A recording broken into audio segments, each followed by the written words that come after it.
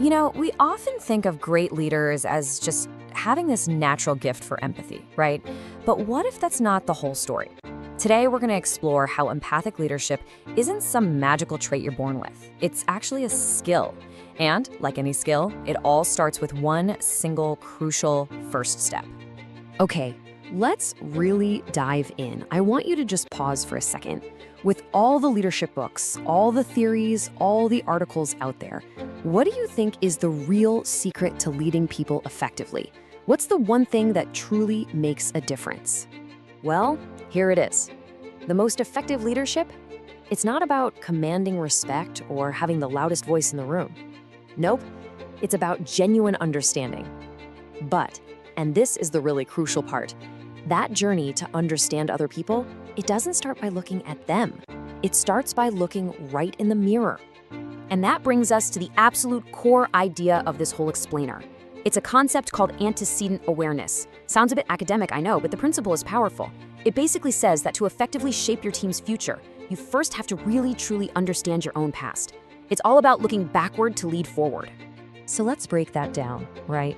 Antecedent is just a fancy word for what came before. So antecedent awareness is really just the active process of looking back, of reflecting on your own history, your formative experiences, to get a handle on exactly how all that stuff influences the leader you are right now. All right, so this here is basically our roadmap for the journey. You can see that empathy isn't just one thing, it's a whole process, a four-step process. It all starts with building self-awareness. From there, you develop emotional responsiveness. That leads to what we call empathic concern. And finally, and this is so important, it has to be translated into actual, real-world, pro-social action. It's not enough to just feel it. Okay, so let's tackle that first step because it's absolutely vital. Before you can even begin to understand your team's motivations or their challenges, the work has to be internal. You've got to look inward first. That's the engine that powers effective outward leadership. And the source material really hits the nail on the head here. This isn't just about having some vague sense of, oh, I know who I am. No way.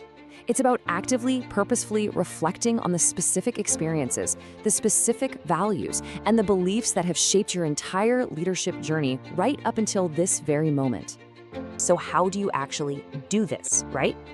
Well, think of it like taking a personal inventory of your leadership. Ask yourself, what were those key pivotal experiences that shaped me? What are my non-negotiables, the values I will absolutely not compromise on? What are the beliefs that are kind of running in the background every time I have to make a tough call? And you know, who are the people, the social connections that influenced me and made me who I am today? Okay, so once you start to get a clearer handle on your own internal operating system, let's call it, it's time for the pivot.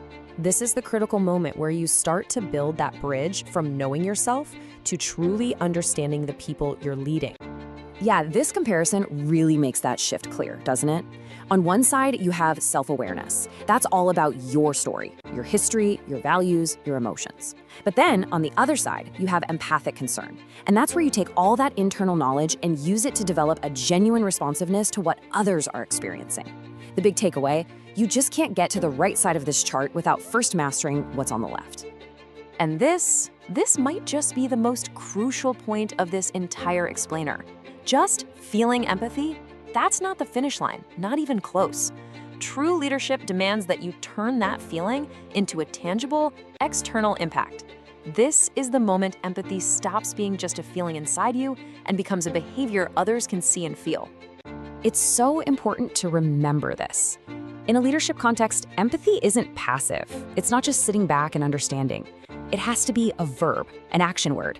It has to be translated into what the source material calls pro-social action. All that really means is taking tangible actions that actually help, support, and develop the people on your team. Okay, so you've got all this self-knowledge. You're committed to taking action. But how do you stay on course, especially when things get tough, right? How do you make sure your leadership stays consistent, that it has integrity? Well, you need a guide. You need a North Star. The source material has a great name for this, your projected representative. That might sound a little formal, but just think of it like this. It's the vision you hold in your mind of your ideal leadership self. It's who you aspire to be. and it's built from your deepest values, acting as your ultimate guide to make sure you're always leading with integrity. Or let's put it even more simply. Your projected representative, it's your personal promise. That's it. It's the commitment you make to yourself and to your team about how you're going to show up, how you're going to make decisions, and how you're going to treat people every single day. And that really brings us full circle, doesn't it? The whole journey starts with that deep internal work of self-awareness. That awareness then gets translated into meaningful action that helps other people. And the entire process, from start to finish, is guided by the integrity of that personal promise you make to yourself. So as we wrap this up, I want to leave you with a question to think about. After everything we've talked about, considering your past experiences and your vision for the future, if you had to pick just one core value to be your North Star, what would it be? Really think about that, because answering that question, that's the real first step.